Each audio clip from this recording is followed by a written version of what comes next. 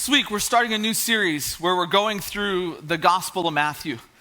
The New Testament, the second part of the Bible, opens up with 4 books that we call Gospels. Gospel means good news, and these are 4 different accounts of the life of Jesus. And we're going to be spending this time up and through Easter, and even a couple weeks past Easter, going through Matthew's Gospel, looking at the story that Matthew tells us. The cool thing about each of the Gospels is each one of them is an account of Jesus' life, and there's some similarities between them, there's differences between them, but each Gospel has a unique focus. Each Gospel has a unique emphasis because it's written to a specific group of people going through certain struggles, and the writers of those Gospels, who they're named after, Matthew, Mark, Luke, and John, are trying to address those communities specifically. So when you talk about the Gospel of Matthew, it's written by Matthew. Matthew's the author. Sometimes he goes by Levi. And Matthew is one of the 2 Gospels that we call eyewitnesses because it's written by someone who was with Jesus, who knew Jesus personally. Matthew and John are the 2 eyewitness Gospels. Luke and Mark, they got their information from apostles. But Matthew, actually, you can read his story in the Gospels. He'll tell his own story in the Gospel of Matthew. But he is a Jewish tax collector. So he's someone who, during his life, he's really on the outside because the Jewish people did not like tax collectors. Tax collectors were essentially sellouts. You agreed to collect taxes on behalf of the Roman Empire, who was this occupying force. And so you were working for the oppressor. And so Matthew is this person who he's invited while he's a tax collector to follow Jesus, and he firsthand experiences the love and the grace and the transforming power of Jesus. And so Matthew writes his gospel from that perspective of someone, hey, here's what I saw, here's what I witnessed, here's what I myself experienced. And he's writing specifically to an audience of Christians, but Jewish Christians. If you're familiar with the story of the church starts as its own kind of sect within Judaism. And so when the church is first beginning, it's still primarily made up of all Jewish people, and they're still trying to figure out what does it mean to be Christian? How is this different than Judaism? And so when Matthew writes this gospel, he's writing to this community of people that they're Jews, but they're really struggling with some of the traditional Jewish leadership and some of the traditional Jewish religion and tradition. And so Matthew's trying to help them navigate. Here's what it actually means to be a follower of Christ. But what's interesting about Matthew is he doesn't start out by telling us about Jesus. He actually goes back way further than that. Matthew goes all the way back to the very beginning. Right, here's how Matthew begins his gospel. Matthew 1, verse 1. This is the genealogy of Jesus the Messiah, the son of David, the son of Abraham. Abraham was the father of Isaac, Isaac the father of Jacob, Jacob the father of Judah and his brothers. And then it goes on and on and on with this epic list for the next 25 verses. And this is one of those parts in the Bible where you read it, and you know, like if you're like me, like you get to the first of the year and you're like, I'm going to read the Bible this year, and I'm going to read Matthew, and you get like 12 verses into Matthew, and you're like, I can't even pronounce these names. I don't know who. Every now and then maybe there's a name I recognize here. Okay, I've heard of David, I've heard of Abraham. I don't even know who these people are. Especially if you read it in King James, because King James uses that great word begat. So-and-so begat so-and-so, begat so-and-so, begat so-and-so. And you're just like, what is even the point of this? I thought this was about Jesus.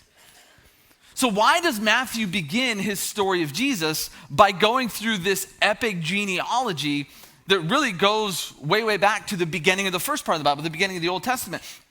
And what I want us to see today is it's incredibly important for the story Matthew's telling that he does that. That even though these names might not mean a whole lot to you and I might look at it and go, I don't even get this. Matthew is making something very clear to his audience that they would have fully understood. The first part of the Bible, before the New Testament, the first part of the Bible is what we call the Old Testament, or sometimes it's just the Hebrew Bible. It is the story of ancient Israel.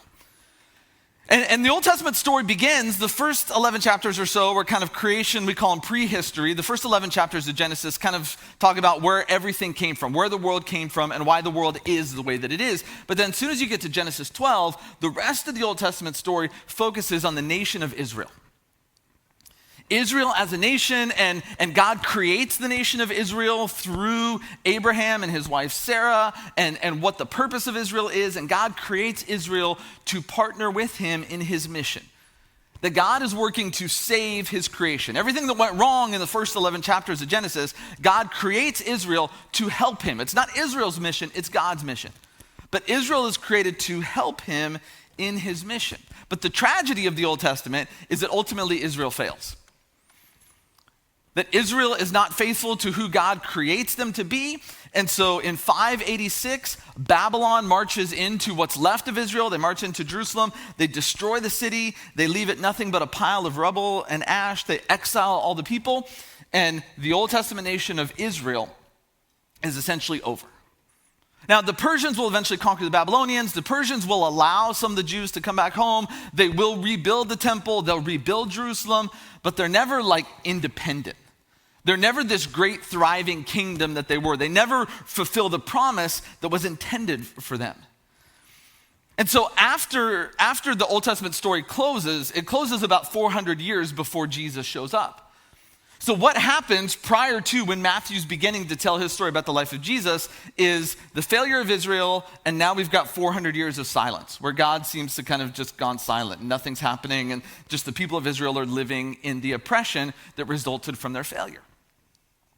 And so when Matthew begins telling his story about Jesus, the starting point is the failure of Israel. That at this point, Israel's story is seen by everyone around, including Israel, as a fail. We failed. But this is exactly why Matthew goes back and he says, okay,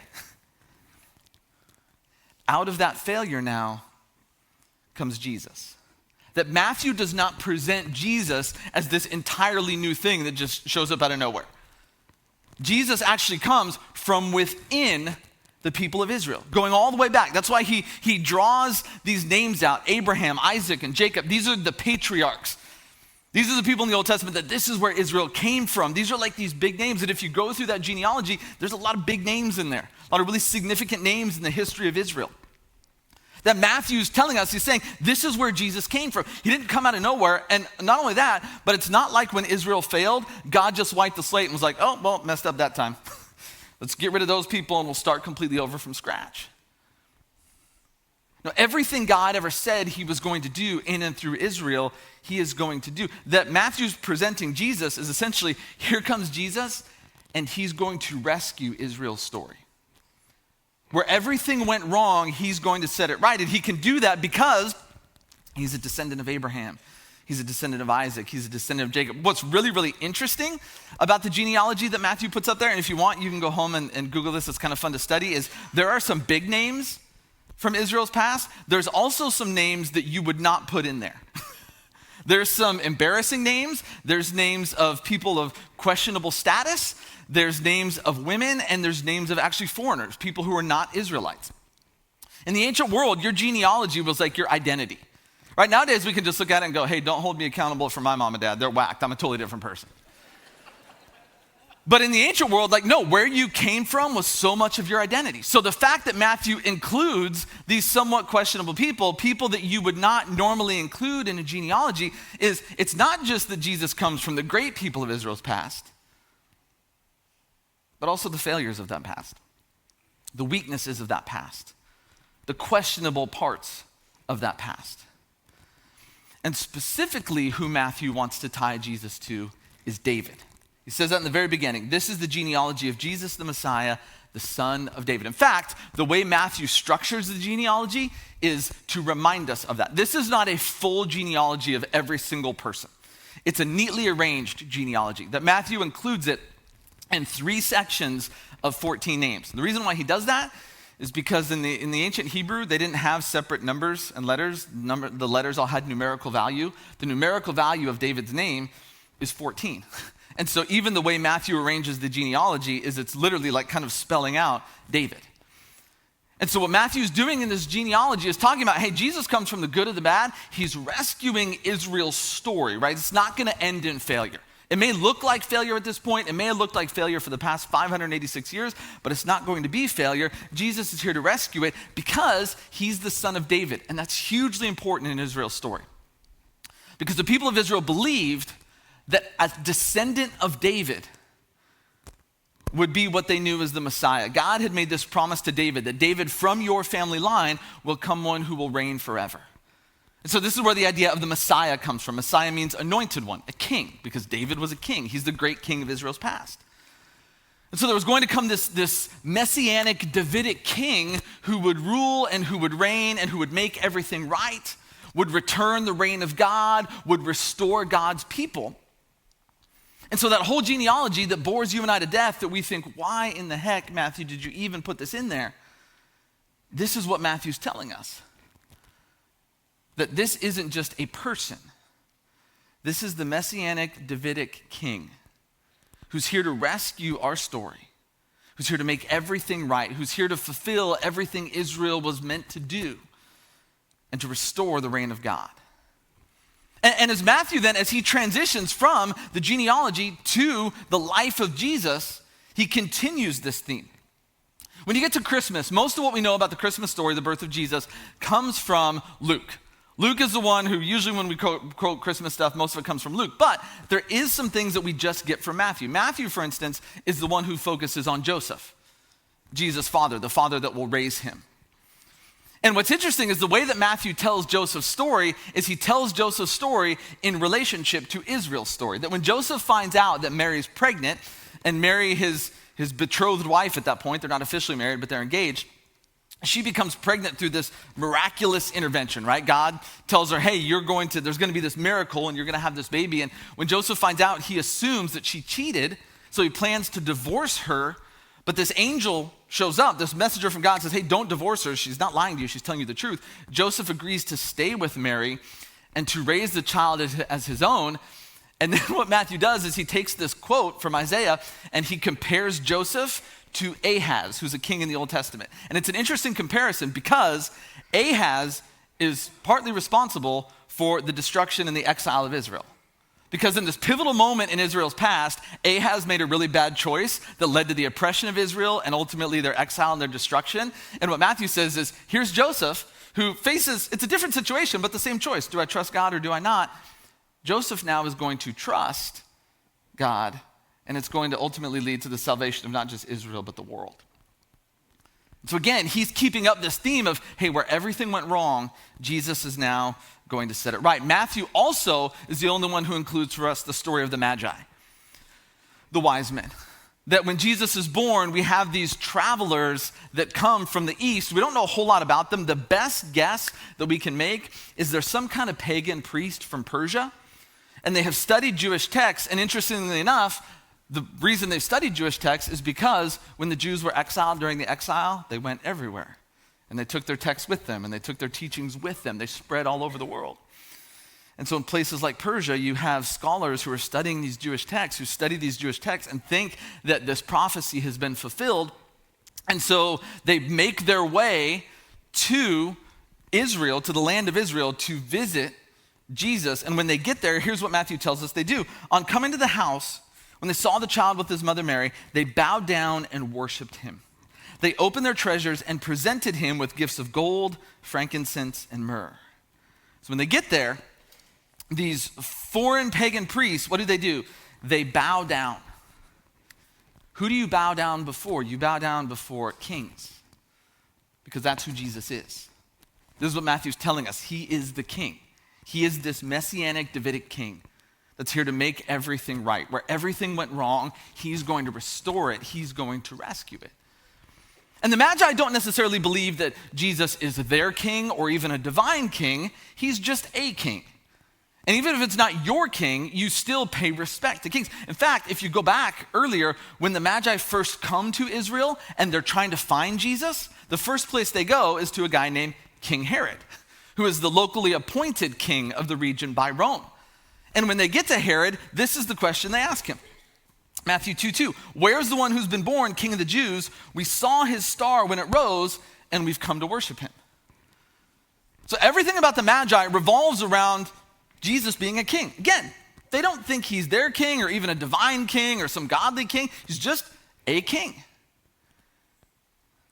Now, Herod is threatened by the potential birth of this new king. So when Herod finds out that, what do you mean there's a new king? I'm supposed to be the king.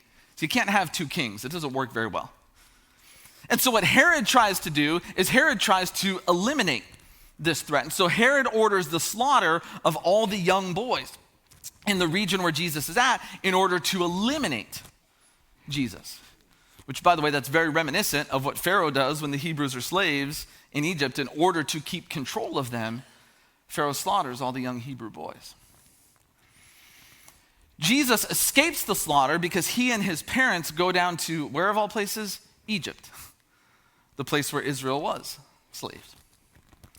After Herod dies, Mary and Joseph bring Jesus back into the land of Israel. They settle up in the north in Nazareth, which is kind of interesting because who else came out of Egypt and into the land of Israel and settled down? The people of Israel. See, Matthew, in a way, keeps repeating himself because what he's doing over and over and over is tying Jesus to Israel's story. He's saying everything that went wrong in that story, where that story failed, Jesus is going to rescue it. Jesus is going to redeem that story. He's going to make it whole. He's going to bring healing and life. That story is not going to end in failure. Because Jesus, the Davidic Messianic king, is here to rescue that story.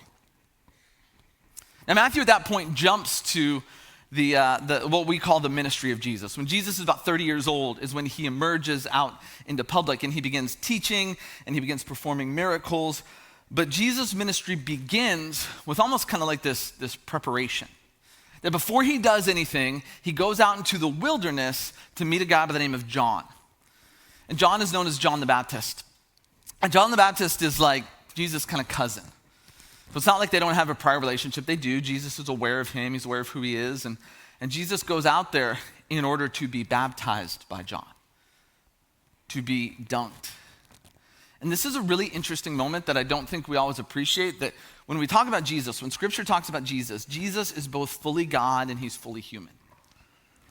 But we tend to focus more on the divine side of Jesus, the God side of Jesus, that he is God. Because he can do things like walk on water and heal people and raise from the dead.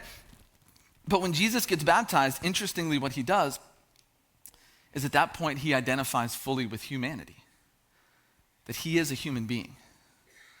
Baptism is what human beings do. Baptism becomes the way that we kind of enter into the community of the church and the community of faith and the people of God. And Jesus does it first. It's his way of identifying that I am a human being. I am one of you. I am one of the people of God. So the Messianic Davidic king that's going to rescue our story is also one of us. Yes, he's God and he's divine, but he's also one of us. And when Jesus comes out of the water after his baptism, there's an audible voice that is heard from heaven. One of only just a couple times during Jesus' life where there's this audible voice. And here's what it says. Right, Matthew 3:17. And a voice from heaven said, "This is my son whom I love, with him I'm well pleased." And what's fascinating is that is a quote, it's a combination of two quotes from the Old Testament. It's a combination of Psalm 2:7 and Isaiah 42:1. It's a combination of a royal psalm, a psalm that was used at the inauguration of the king. And it's also a quote from what we call the servant songs, that are these passages in Isaiah that talk about this servant of God who's going to make everything right. And the servant songs sometimes are called the suffering songs because they're about suffering, but it's putting these two things together, that this is who Jesus is. The servant of God who is going to fulfill God's mission and plan, and also the king that we have been waiting for. After his baptism, Jesus goes into the wilderness, which interestingly, after Israel was saved from slavery in Egypt, where did they go? They went into the wilderness. They had a series of preparation in the wilderness, which is what Jesus has here. Jesus goes into the wilderness and he has this encounter with Satan. And Satan tempts him 3 times. 3 times. Satan waits till he's at his most vulnerable. He hasn't eaten for like 40 days, 40 nights. He's weak. He's vulnerable. Vulnerability is opportunity. And that's when Satan pounces. And the first 2 things he tempts him with, he tempts him to turn stone into bread, and he tempts him to like jump off this high place and have the angels catch him. And Jesus both times quotes scripture and says, no, I'm not doing that. But it all builds to the third temptation. Here's the third temptation. Again, the devil took him to a very high mountain, showed him all the kingdoms of the world and their splendor. All this I will give you, he said, if you will bow down and worship me. So Satan says, I'll give you all of this. I'll surrender it. You can have it. You just have to do one thing. You have to acknowledge that I am the king. And for the third time, Jesus quotes scripture and says, get away from me. And Satan flees because Jesus cannot acknowledge Satan as king, even if it would have made it easier for Jesus' life. He wouldn't have had to go through all his suffering and torture, but Jesus is that king. He cannot deny who he is or what he's come to do, and to bow before Satan would be to do exactly that. So Jesus maintains his status as the messianic Davidic king, who has, in every way so far, where Israel failed, Jesus has succeeded. Where Ahaz failed, Joseph succeeded. Where Israel failed in their wilderness, Jesus has succeeded. Jesus has shared a lot.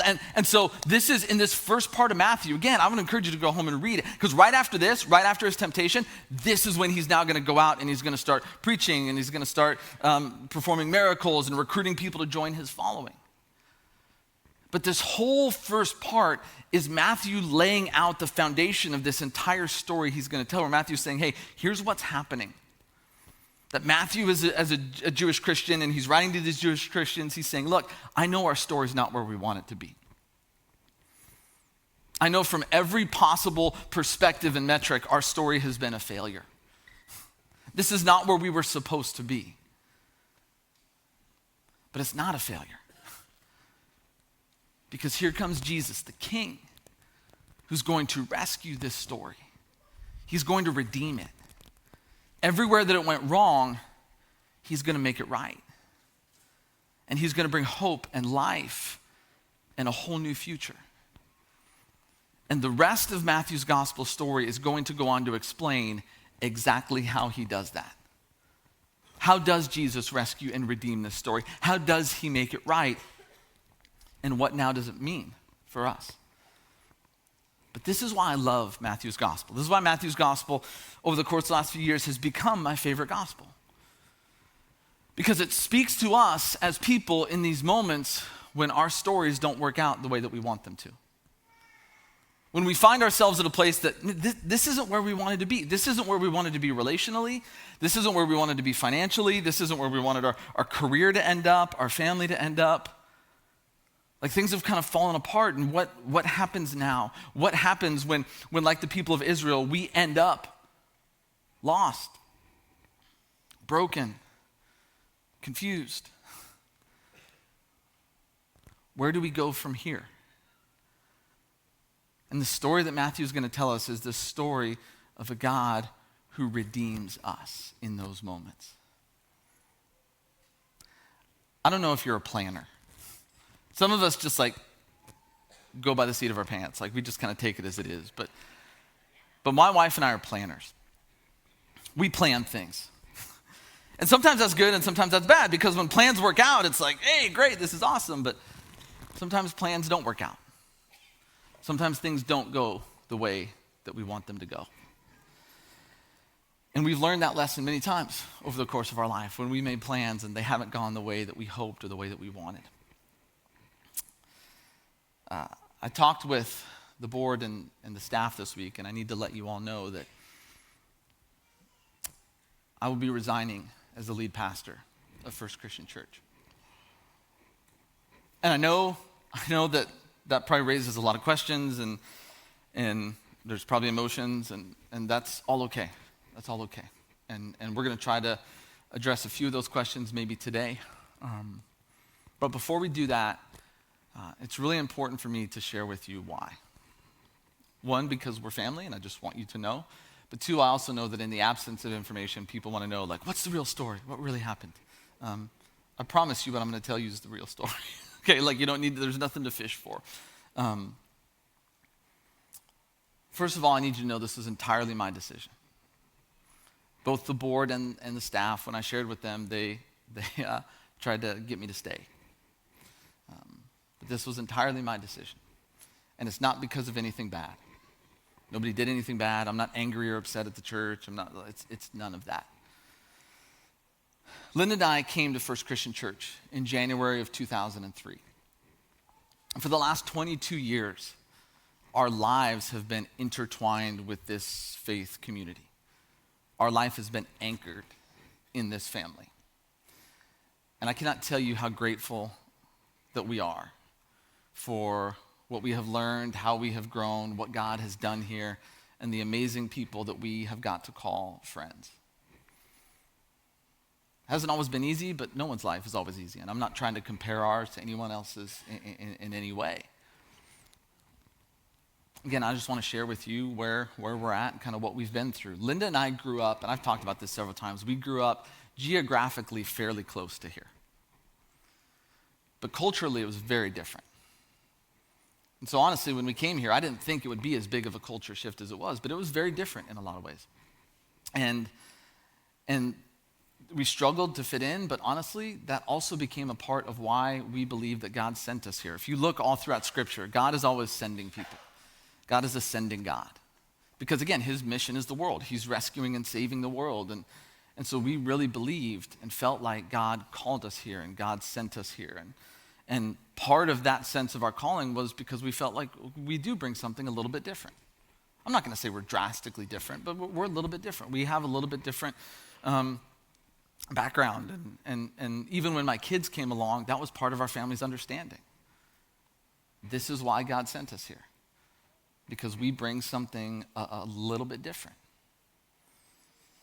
And honestly, our plan was to retire from here. Linda made me promise that when our kids got into school, we would not move. Some churches, if you've been to churches, they go through pastors a lot, and we did not want to do that. And so our plan was to retire from here. I used to tell people that. They were like, "Are you going to leave?" And I was like, "I'm not leaving unless Jesus himself walks in here and tells me to leave." Like, that was our plan. But again, our plan didn't work out. From the time that my kids were really young, they struggled more so than Linda and I did to fit in here. Now our kids, some of you know our kids are very different. They have very different stories, very different experiences, but a lot of their experiences share common themes. And I don't think it's my place to tell you my kids' stories or experiences. My kids are 15 and 13, and their stories are theirs to tell to whomever they want to. But as a husband and a father, I'm going to speak a little bit, and my kids know everything. My wife does everything I'm going to say. They read through it and okayed it. But I'm not going to get into a lot of specific details because they're not my stories to tell. But a lot of you probably know that autism is a part of our family story. We've shared that. But there's also been other challenges, other struggles, other difficulties that are part of our story. And over the years, those struggles and differences have led to some intense bullying of my kids. Sometimes even physically. Like they've literally gotten hit. And this has been a constant and a building reality for 7 years. For 7 years, it's gotten worse and worse and worse each year. I've been in public places with both of my children. And I have watched my children walk up to groups of their peers, sometimes peers that I knew. And I have collectively watched those peers walk away from them and leave them by themselves in tears. I have been in public places with both my children where I have watched kids, again, sometimes kids that I know, walk up to them, make fun of them to their face, laugh at them to their face in front of me, and then walk away, leaving us in tears. And the names and the slurs that they have been called are destroying their sense of self and their basic human dignity and worth. I was a youth pastor for 14 years, and I know that kids can be mean. I know that kids can be mean. But I also have to tell you that as our culture and society has gotten meaner, kids have gotten meaner. One of the reasons I'm so adamant about the love of Jesus is because I've seen firsthand what happens when we're mean. I see it every day. I go home to it every day. There's tears almost every day. It shouldn't be a shock to us that kids have gotten meaner because we're meaner as adults. And our kids have followed that.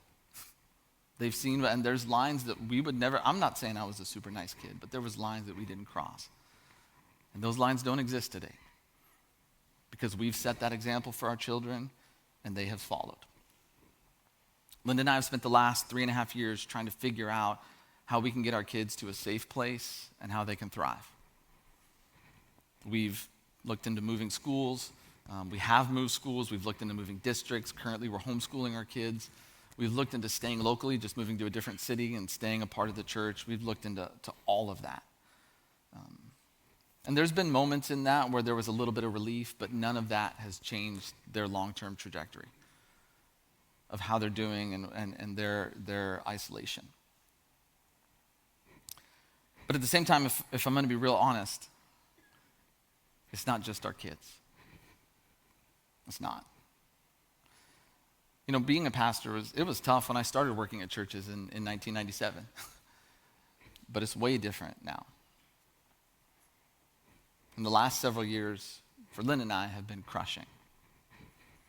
I already said we live in a mean culture, but the reality is the exact geographic location that you and I live in, we live in the intersection of two opposing ideologies that care more about destroying each other than they do about building anything up. I mean, most of our division is rooted in political divide, and the city we live in and the state we live in puts us right at the most brutal intersection of these two things. And what that creates is anger and hatred and meanness. And for a long time, Linda and I have sat right in the center of all of that. I talk to pastors all across the country and even all around the world. And I've talked to pastors that had a more significant COVID lockdown experience than we did. But I have yet to find anyone that had as brutal and mean of an experience as we did here. I look back on that time, and every decision that we made was made like in community. Like we made it with the board, we made it with the staff. But I got blamed for all of it. And I get that. I knew that when I agreed to become the lead pastor. You take the blame for things. But this was different because this was friendly fire. This was people within our church. This is people within our schools. And what they said wasn't just, I disagree with you. People signed petitions accusing me of all kinds of things. People threatened to sue me personally, talking about how you follow Satan. And it was just brutal. And we lost friends. I'm not talking about acquaintances. I'm talking about friends that we just do not speak to anymore. They don't speak to us over that. And one of the hardest parts about that is wherever you have people, sometimes there's messes. I always try to shield my family when there's a messy thing in church because I don't want them to see just the worst parts of church. But I couldn't shield them from any of that because we were home, quarantined. They saw it all. They experienced it all. They were the only ones with me. Now it's important for me to know, for you to know, I'm not bitter or angry. And it's honestly kind of ironic that I'm not, because I'm a Gen Xer and we tend to be bitter about everything. And I tend to be a cynical person, but I'm not just saying that. I'm really not. In fact, for this church as it exists today, I'm extremely grateful. Because you all here, everyone in this room, everyone listening, watching online, you all supported us and supported me, and you have loved me and my family, and you stood by us. And there was times where you carried me when I didn't know if I could keep going, and especially the staff. And even as we went through that, there was no way, it would never even occurred to me, even as bad as days may have gotten, I'm not leaving in the middle of a mess. I'm just not. Not until we become healthier, and we've come out of it as a healthier church. I'm not saying we're perfect. We're not. No church is perfect. But we're healthy. When all the metrics you look at for usually how you evaluate churches, everything is good and it's up and to the right, and it's, for the first time in over 40 years, we're debt-free, we're still engaging new people, we're connecting people into life-giving ministries, there's transformation, and it's to me one of the most incredible things. I talked earlier about how we live in the intersection of these two opposing ideologies. One of the things I think that is really rare about First Christian Church is I know we have people on opposing sides of those ideologies that feel differently, strongly differently. And every week I see those people serving together and loving each other, knowing that they feel differently. And that's rare. That's rare. And I love that. And that's the opportunity that we have.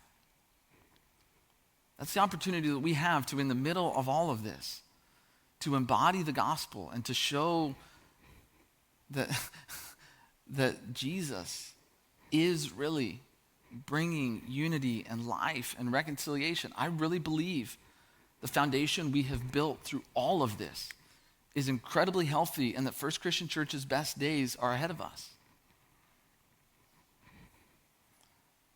But I also believe that my time and my family's time at FCC have come to an end. You know, what causes anxiety in our life is we all play these different roles, right? I'm a husband, I'm a father, I'm a pastor, and what causes anxiety is when what's best for those different roles is in conflict with each other. But for the first time in a long time, I feel like what's best for all these roles in my life is in complete alignment. As a father, I have to give my family a fresh start. To be somewhere where they don't carry, or we don't carry, the pain of the past, where we're not always looking around wondering, what are people thinking? What are people saying? Are we safe here? Is it comfortable here? Can we be ourselves here?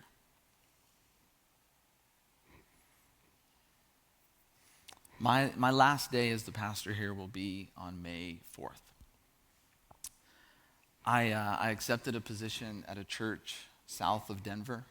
We'll be moving there after that. And it's also important, I want you to know that I used to get mad when people would always stand up in front of churches and be like, God has opened a new door for me. And it was always at a bigger church for more money. So I was like, really? One time I wanted people to be like, God opened a door for me and I'm moving, somewhere smaller. But this is not about career advancement. Like, for what it's worth, I'm taking a pay cut, a fairly significant pay cut. And I'm not going to be a sole lead pastor. It's a church that's been through some things, and they're using this shared leadership model where there's 3 of us that work together that kind of share that burden, which I think will be really good for me. I will be responsible for teaching and worship and staff and church culture, which I think is where I'm most gifted. So I think it'll be a good fit for me. And I think it'll be a good place for my family. And I believe it will be better for this church to move forward without someone who carries what I carry. Without someone that's weighed down sometimes by the recent past. Someone who's free from those burdens and can bring new life in ways that I just don't think I can here anymore. Now, I really wish that things had turned out differently. I really do. But I'm also really grateful. I have a lot of friends, a lot of peers who over the last few years have left ministry and left Christian faith altogether. And to be honest, there was a time where it looked like I was not going to continue in ministry. Like this was going to be it. But I am. And in large part, I have you to thank for that. Because I really think that I've been at a different church with a different community, with a different staff, with a different board. In all likelihood, I would not. I would be leaving to do something else. But because of how you loved and cared and believed in me during those times, you've allowed me to continue to serve with my life as a teaching pastor. And I'm really grateful for that, for you. And I love you all. I really do. And I'll still be around for a few months, and we'll have a chance to say goodbye. But I want you to know how grateful I am for you and how much I love you and how I believe God is continuing to redeem our stories and your stories, my family's story. I have nothing but hope for you, for us. I have nothing but gratitude and love. Shel Silverstein, the poet, said this. He said, "There are no happy endings. Endings are always the saddest part. So just give me a happy middle."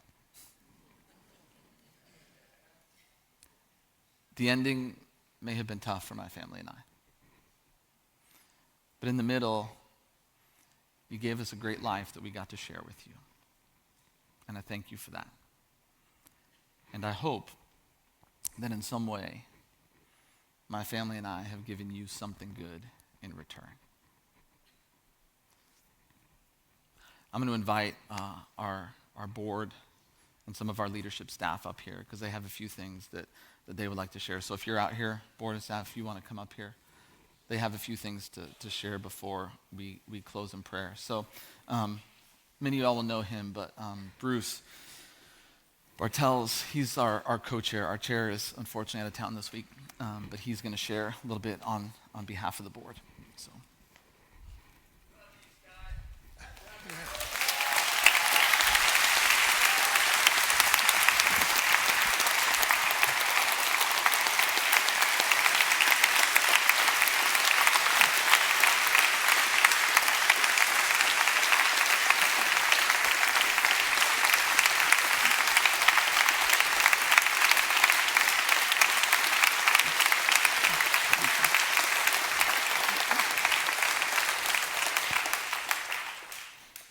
Yeah, it's an interesting day, to say the least, and we are all kind of saddened by the news, but we want to acknowledge Scott, first of all, and thank the Lord that he's been our leader for such a long time.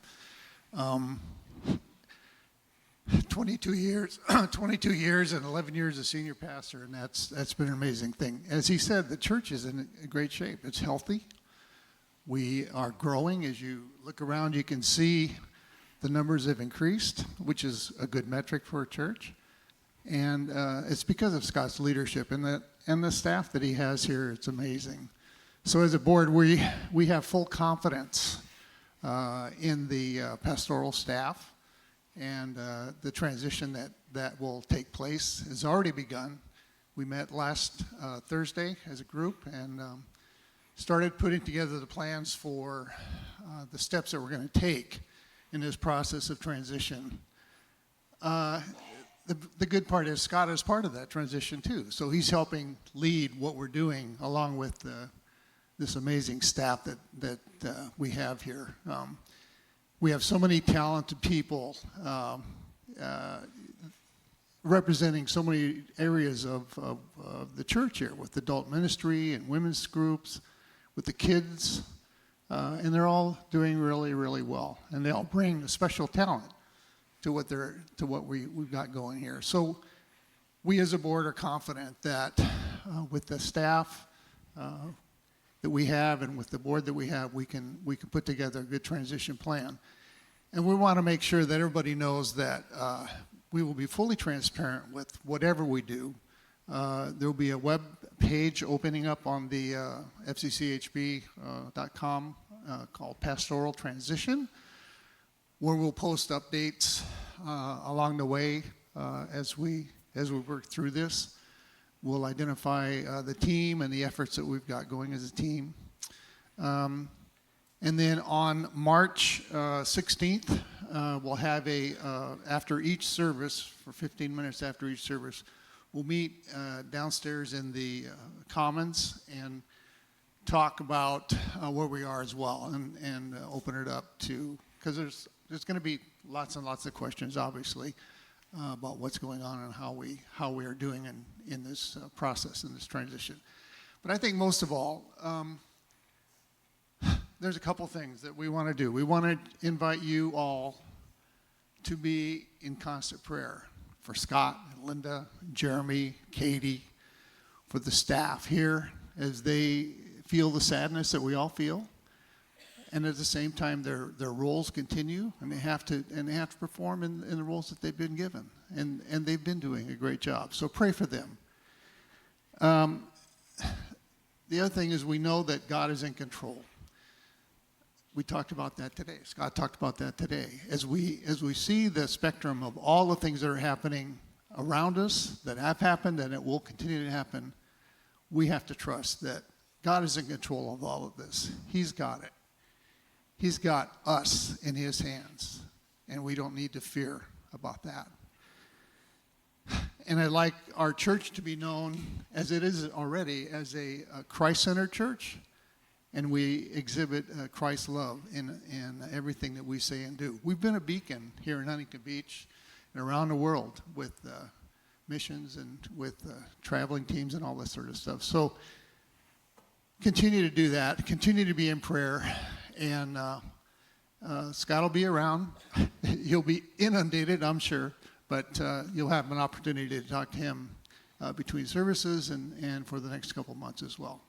So webpage within the fcchb.com, and also a meeting on the 16th of March where we'll talk about more detail. I'll turn it back over to Scott. It's Jericho. It was really important to us that you see and know some of our board members here, as well as some of our leadership staff, just because we want to reiterate, we are in this with you. And like what has been said so many times before this, this is some of the healthiest that our board and our staff has been in a long time. And I am really, really proud of this church, of this staff, of this board, and this church is poised with leadership here to transition really healthy through this. And so we just want to reassure and let you know, like Bruce said, there'll be transparency in that, and it's poised to transition in a very healthy way. That we are in this with you, and you're invited into this process with us through prayer, through support for each other, encouragement. There's going to be, after, some board members who are going to stick around for questions if you have any, but I'd like to turn that over to Scott. Yeah, I just want to say, we're going to close in prayer right now, but before we do that, I just want you to know, I know most of you probably know me more than you know all these people up here, but I just need you to know I would not ever feel good about doing this if I did not fully trust each of these people up here. They're amazing people, and if you want the real honesty, like, the reason we don't go off the rails as a church is because they keep me in check. Like, it's not me keeping any of them in check. Like, you all know me. I can go off the rails really easy, but these are godly, smart, caring, loving, Christ-centered people. And so you'll get to know them all a little bit better. Some of them you know because you see them up here sometimes, or maybe you have kids or something. But you'll get to know them through this process. And I fully, fully trust all of these people. And I'm excited for how they're going to continue to lead through this. So thank you, guys. Thank you. Hey, we're going to close in a word of prayer. Scott, can you come over here maybe, center? Pray for you. And please join us in a word of prayer as we close. Father God, we thank you so much for First Christian Church, a church that has been here in this community for over 125 years of your faithfulness in ministry. Countless people that have gathered here to love you, to follow Jesus, to serve and impact our community and the world around us. We're so grateful to be a part of this church and just thankful for all that you've done. And we're so grateful for someone who has been such an integral and instrumental part of this church in Scott. As our friend, as our pastor and leader for the past 22 years, Scott has led us. He has used his incredible gifts here in teaching and preaching, in helping us learn more about what it looks like to be a church that's formed in the way of Jesus. And we are so grateful for the way we've been encouraged and challenged and inspired. We thank you so much for him and for the Martin family. And we pray for them as they head out on this new venture. Pray for Scott and Linda and Jeremy and Katie, and just ask that you would continue to bless them. I pray for times of refreshing and refreshment happening in their lives, and be with them during this transition. And may they know over the next couple months just how much we are grateful for them and how much we love them. We also just pray for our church as we head into a time of transition. God, would you help us to depend upon you? Would we open ourselves up to your presence to discern how you are continuing to work in and through us? And may we continue to hold on to many of the things that makes us a church, what it looks like to be a gathering of people that are coming here in allegiance to Jesus and following him and living lives that are formed by those practices that we talk about. God, you're good, and we love you. We thank you so much. We thank you for Scott. We pray all these things in the name of Jesus. Amen.